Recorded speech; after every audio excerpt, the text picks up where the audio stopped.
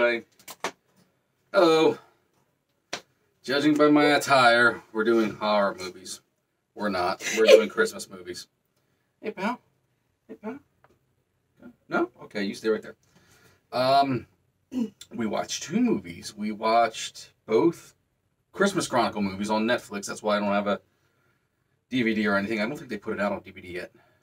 But Christmas Chronicles 1 and 2, both starring Kurt Russell. First one had a cameo by Goldie Hawn, and then she became almost the main character in the second one. She had a lot of screen time in the second one. It was cool. Yeah, she cool. was good, and I really liked her a lot. Let's we're jumping ahead though. Yeah, we are. So let's talk about Christmas Chronicles 1. This hat is already very hot. It's like he likes me or something. But anyway. Christmas Chronicle 1. Kurt Russell Santa Claus.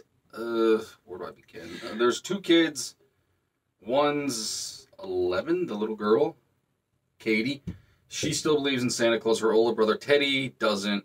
The reason why Teddy really doesn't is because they lost their father, I want to say in that year, but it feels like it was a little longer. They don't really give a time frame. Yeah, they really don't. They're like, oh, they have a dad, and then all of a sudden he's out of the picture. And all their videos of him are from like 4 or 5 years earlier. Yeah. There was none that just said like the year before. But he's becoming, honestly, he's becoming a regular teen doing stupid teen stuff. Yeah. But they make it seem like, oh my God, he's going to destroy the world and this and that and everything like that. So, basically, he then has to watch his sister on Christmas Eve because their mother, who's a nurse? Yeah, she's a nurse. Has to work, and they end up capturing a video of Santa Claus and then stow away in his sled, causing Santa to lose his sack, lose his hat, and then crash the sled. And they have to fix all 3 of these problems before Christmas, because if Christmas spirit drops, basically the whole world turns into anarchy, which makes me wonder, what the hell did Santa Claus do in World War II? Because, well, I could make a joke right now, but it would be really, really terrible. Yeah. That's the first thing I thought. How did you sleep? Yeah, that's the first thing I thought of when I'm watching this. Is like, okay, so Santa Claus is kind of responsible for the Holocaust. Yeah, we did say that. But I really did like this movie because it's Kurt Russell. He's a great actor. He does a really good Santa Claus. Yes. A lot of oh my God, he does. A lot of the jokes about him not being 80 pounds heavier are really funny.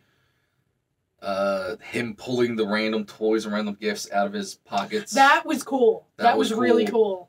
Him knowing everyone, first and last name, and knowing what they wished for and what age they were when they wished for it. And even like the little, because he's mad at all these kids, but when him and Teddy steal the car, yes, Santa Claus steals a car, and they're like just. But it's a Dodge.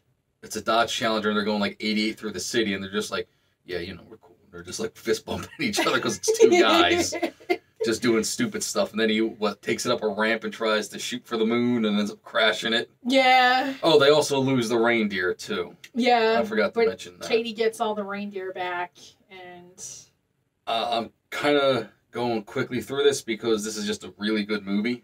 Yeah. There's only 2 parts in it I really don't like. The scene where the brother gets, basically he gets kidnapped by... Oh, those guys in the park. Wannabe Italians? No, they're just mobs? Thugs. I don't know. They took them to a chop shop. Like, you think they're thugs and they go to a chop shop and it's like this Italian guy running it. It's like, alright, what is this here? Because this just seems like...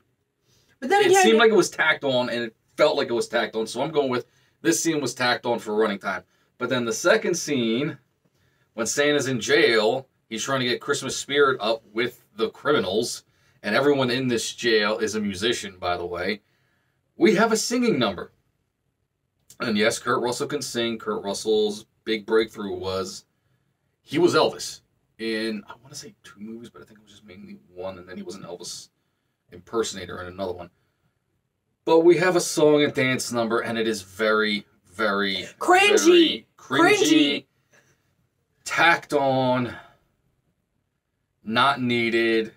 Although I will take that over the kidnapping part. I'll take the singing scene over the kidnapping part. Nope. They get Santa out of jail. They save the day, and you actually find out Santa's been playing them this whole night. Yep. So Santa put the whole world's happiness on the shoulders of these two to basically get them on the straight and narrow. Kind of a big risk. Kind of a long shot. But Santa had faith. But it's Kurt Russell, so we let it slide. He's so hot. And, you had a tearing up moment at the end. Oh my God. You find out that the older brother also wrote Santa Claus and he just wants his dad back. Well, Santa writes him back and says, it's not in my power, but he gives him a ball to hang on the tree, and the reflection in the ball isn't his reflection, it's his dad's reflection. It is very touching. You're tearing up now. It took me, because this is honestly my 3rd time seeing this. This was your first time. This is my 3rd time watching this, and I realized that's Kurt Russell and Goldie Hawn's son playing their dad. And Goldie Hawn does show up at the end for a small cameo in a tight red leather outfit, because it's Goldie Hawn, and it's 70-some-odd years old, still gorgeous. And her and Kurt Russell... She looks like she's had some work done, definitely. In her face. I don't care about that. It's Goldie Hawn. She'll do whatever the hell she wants.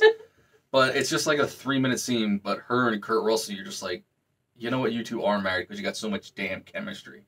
I know. And they're adorable together. My God. Then there's the second one. And I more than just teared up. You know, I was crying. Yeah, you know how people make a second one to cash in on a first one? I didn't feel that way. Well, they got their cash. This story made 0 sense.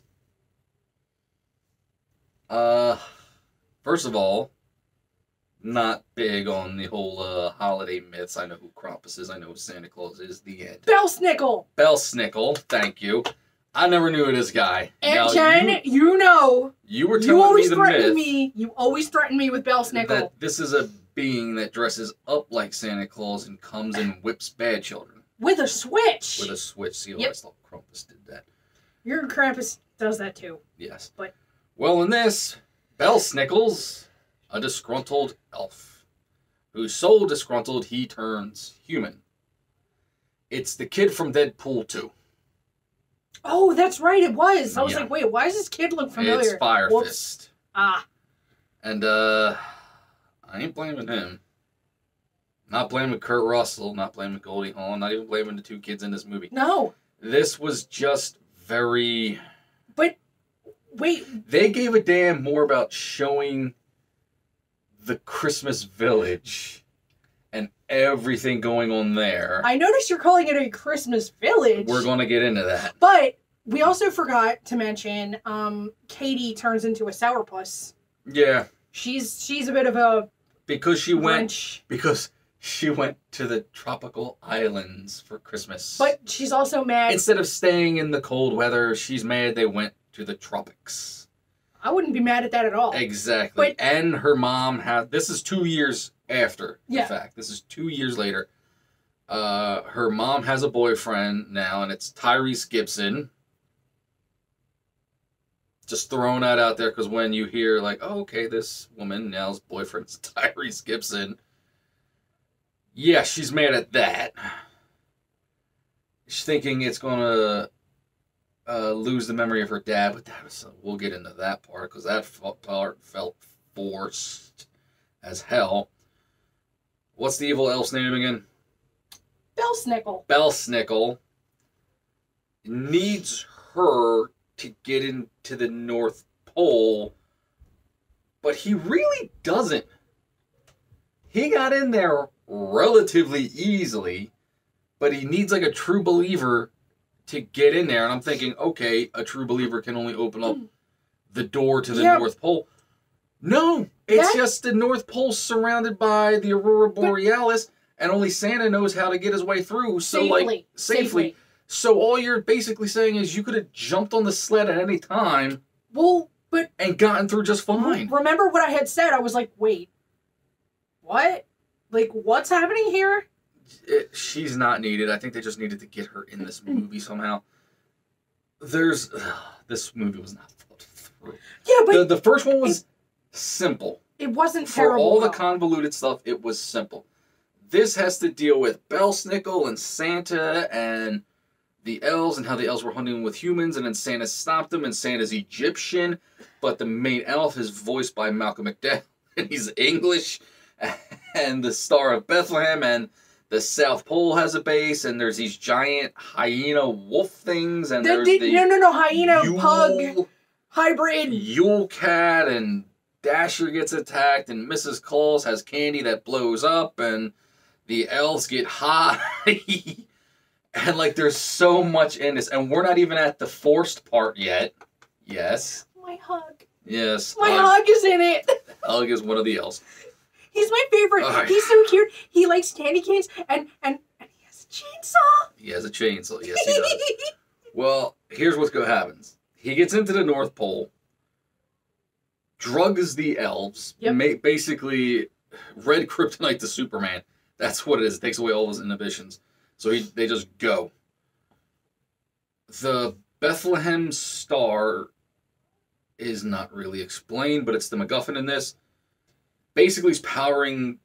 the whole village. But not Santa.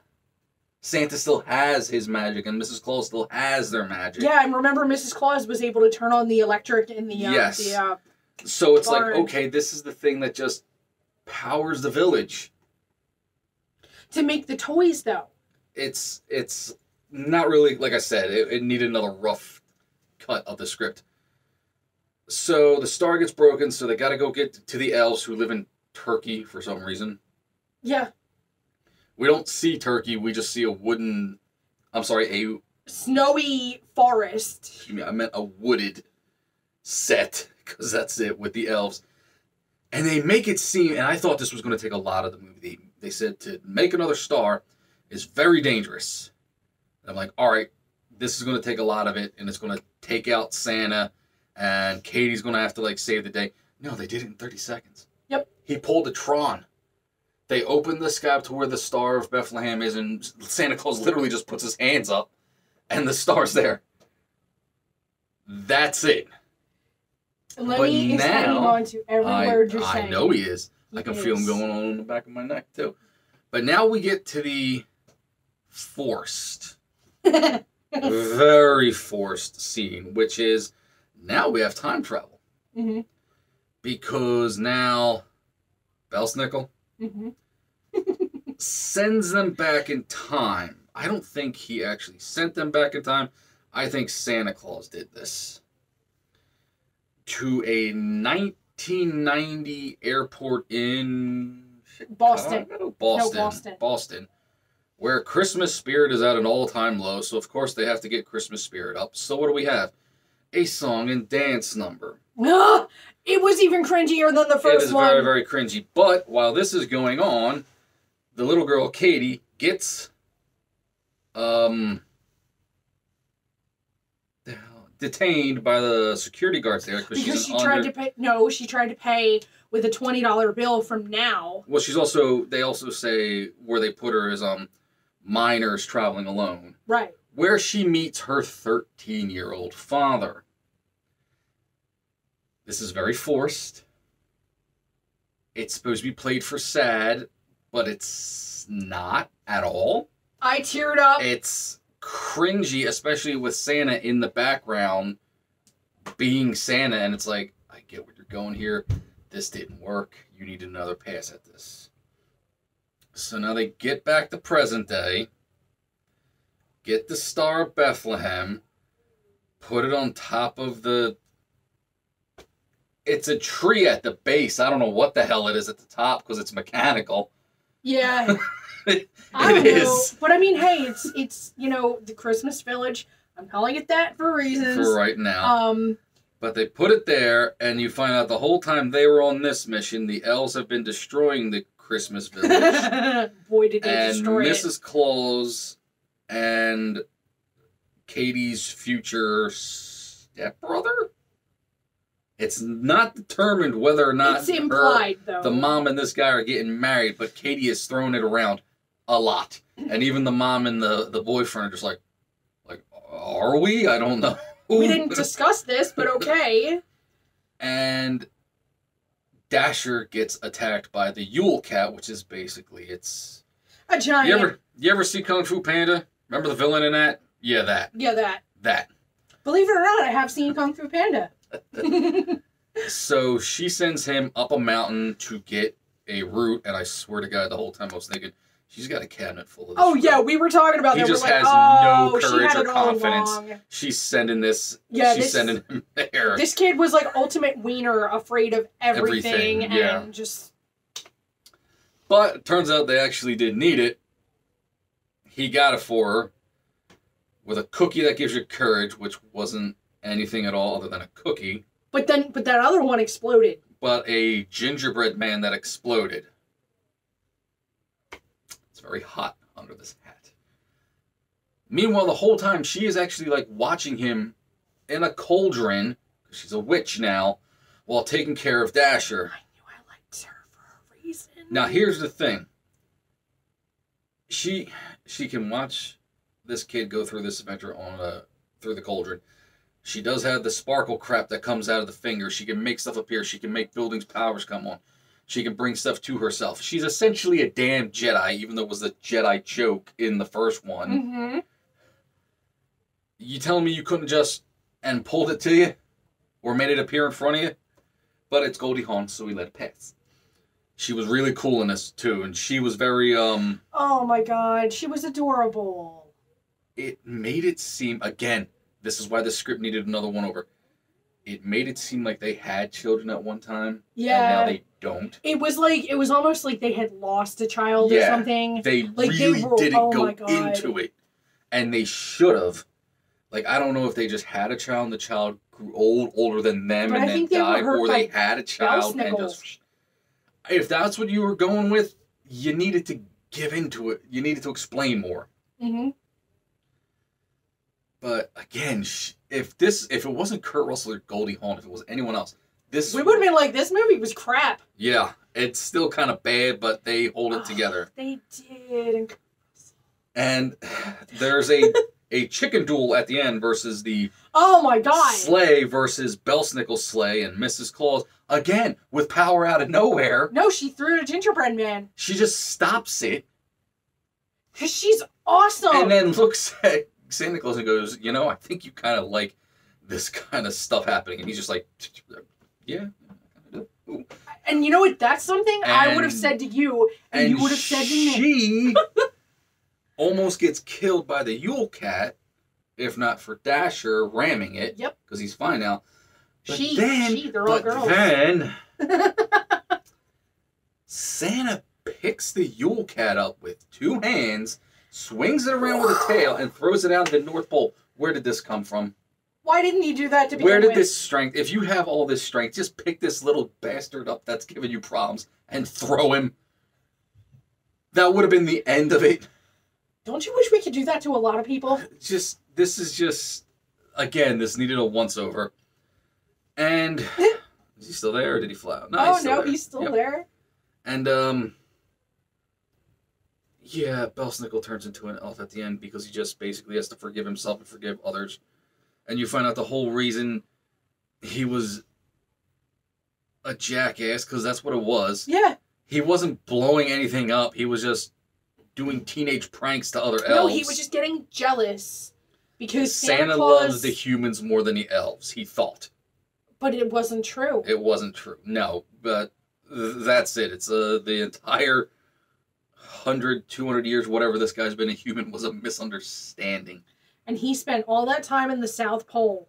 Yep. Stewing and being angry. I'll tell you this, for a guy who was in the South Pole for hundreds of years, he had a nice tan on him. He did have a nice tan, and also... It's almost like he's really from Australia. He sure can hold a grudge. And you'll notice this. He was the only elf not dressed in the period clothes. He had a leather jacket on. He was at the end, though. Buttons all over it, like he was... Like and there's the anarchist thing on his back. Like it was from 70s England. But... Man, the first one's way better. First one is way better. Yeah. Because the second one was just... And, you know, I was impressed. This was a Christmas movie you actually wanted me to see. And it ended with a musical number 2. Oh, that's right, it did. And I was very uncomfortable at that one, too. Yeah. Yeah. Yeah, can do without that.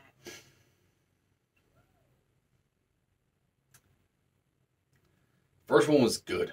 First one was damn good. The second one, it's a Hollywood sequel. Let's leave it at that.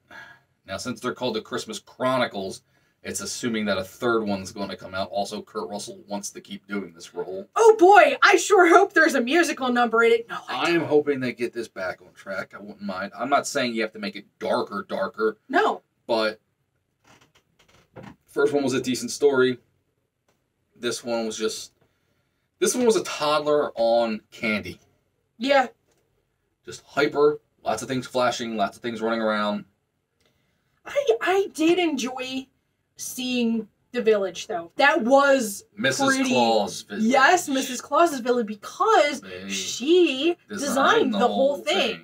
And, you know, the whole time they were like, well, why don't you call it Mrs. Claus's village? And he was like, nah. Well, no, the first thing he says, I didn't think about that. And she goes, of course he didn't. And then it gets back to Mrs. Claus' village, and he keeps giving it looks like, and it's one of those things where it's like, who cares? Why is this a thing? That's your wife. Let her have it, dude. But yeah, watch the first one. If you're gonna watch the second one, just get past the first like 15 minutes of it when they're in Hawaii and just enjoy the sugar rush after. Honestly, I would love to spend Christmas in a tropical climate. That would be amazing. This movie, however, did bring up a very interesting question. Yeah? What the hell does Mr. and Mrs. Claus get each other for Christmas? Yes, we did ask each other that, remember? I said, because I actually said... It's just like, yeah, you guys are both magical. Anything you want at the snap of a fingers. The hell do you get each other? Yeah, because remember I said, hey, Santa, what'd you get Mrs. Claus for Christmas? And that brought up the whole thing. Also, apparently Mrs. Claus is so good at everything that your food is all desserts. But they have the nutritional value of, like, it's a broccoli cake, it's a green cake, but it's supposed to be broccoli, but tastes like cake. What I said, I can't say on here. No, you're not allowed.